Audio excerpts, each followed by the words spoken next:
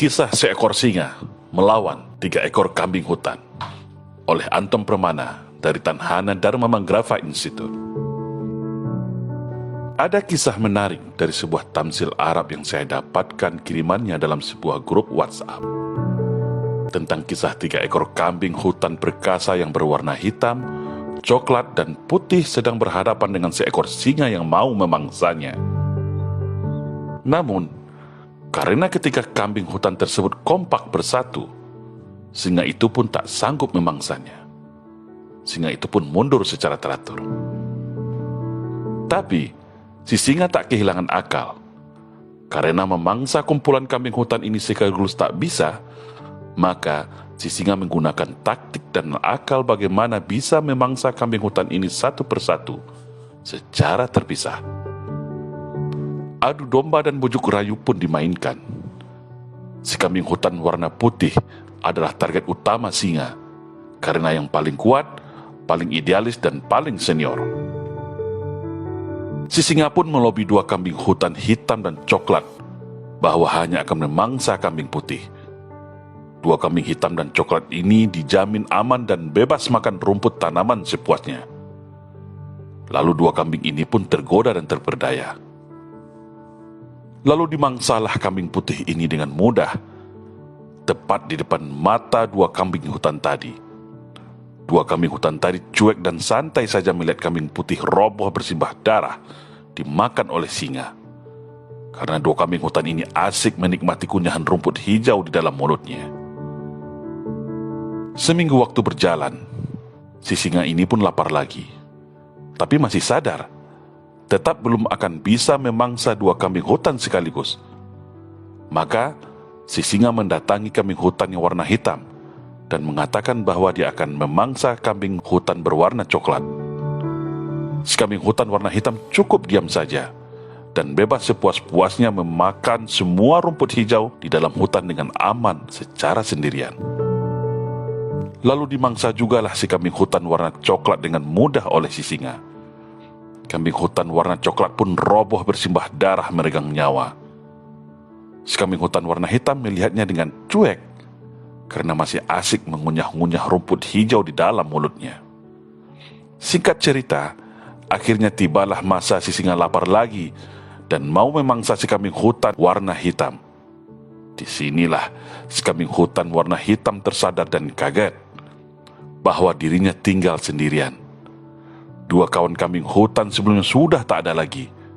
Semua sudah tewas dimangsa oleh si singa. Tapi sayang, semuanya sudah terlambat. Ajal sudah di depan mata. Si singa sudah berada 2 langkah di hadapannya sambil menyeringai jumawa.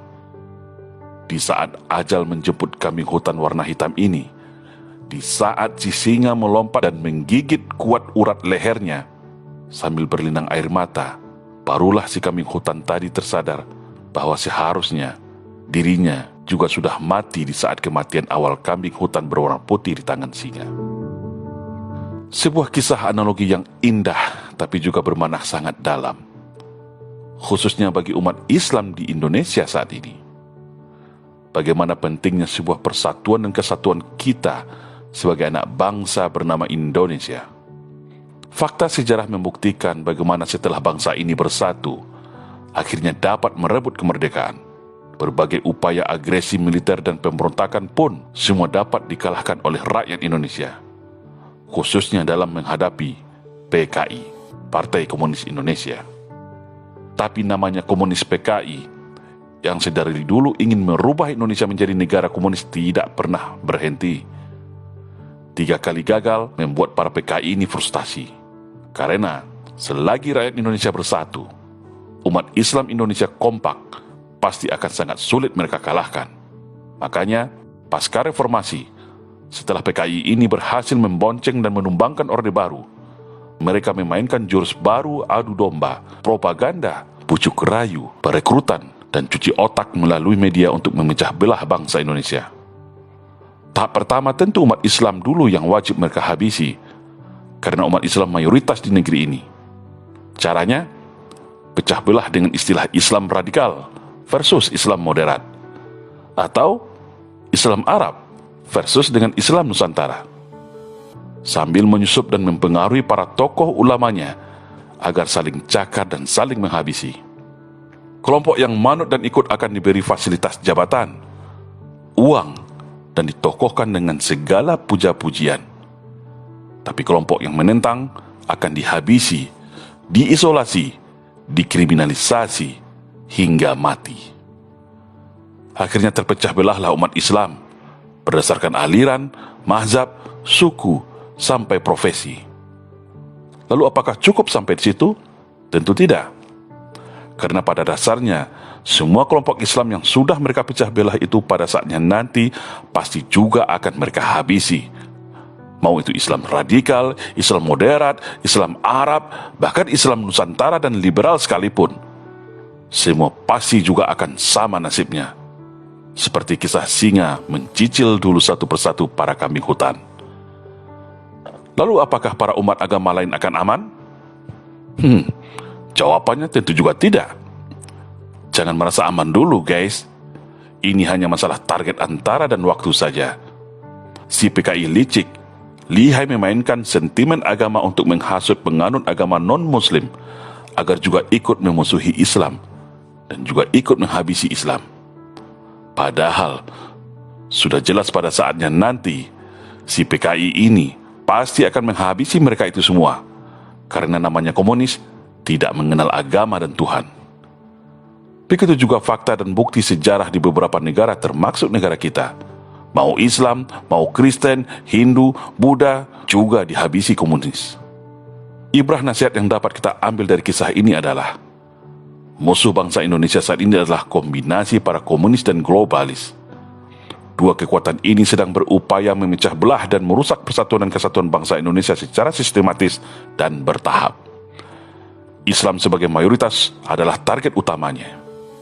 Dapat menghancurkan Islam, maka dengan mudah menguasai Indonesia selanjutnya.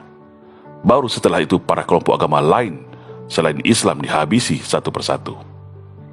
Karena para komunis dan globalis ini sangat tahu akan sulit menguasai Indonesia kalau rakyatnya bersatu. Maka cara satu-satunya yang paling ampuh itu adalah bagaimana memecah belah anak bangsa atas nama isu SARA. Untuk itu, tak ada juga kata selain, mari kita rapatkan barisan, perkuat rasa ukhuwah Islamiyah dan rasa persatuan sesama anak bangsa. Ingat slogan monumental kita waktu dulu, bersatu kita teguh, bercerai kita runtuh. Ibarat satu lidi dan sapu lidi. Kalau hanya satu lidi, akan mudah dipatahkan. Tapi kalau sudah bersatu seperti sapu lidi, maka akan sulit dipatahkan. Atau seperti kisah 3 ekor kambing hutan melawan seekor singa di atas tadi. Kalau kambing hutannya kompak bersatu, maka sekuat apapun singa tidak akan mampu memangsanya. Tapi kalau kambing hutannya bodoh, mau dirayu, mau dihasut, mau disogok, maka bersiap-siaplah akan menjadi santapan singa yang ganas. Semoga bangsa Indonesia semakin menyadari hal ini semua sebelum terlambat, sebelum semua hancur lebur dalam perang saudara sesama anak bangsa. Mari bersatu untuk Indonesia Jaya. Salam Indonesia Jaya.